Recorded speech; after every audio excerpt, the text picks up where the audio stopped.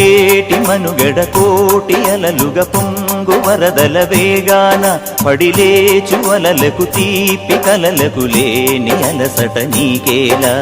నల్ల నల్ల నీళ్లలోన ఎల్లకిల్ల పడ్డట్టున్న అల్లోమల్లో ఆకాశాన చుక్కల్లు అమ్మాయంటి జాబిల్లమ్మ అబ్బాయంటి సూర్యుడమ్మ ఇంటి దీపాలవ్వాలంట దిక్కులు ఎవరికి వారే యమునకు నీరే రేవు నీరు నావదంట నావతోడు రేవుదంట పంచుకుంటే గోరువంక వాలగానే గోపురానికి స్వరాల గణగణ గంటలే మోగనేలా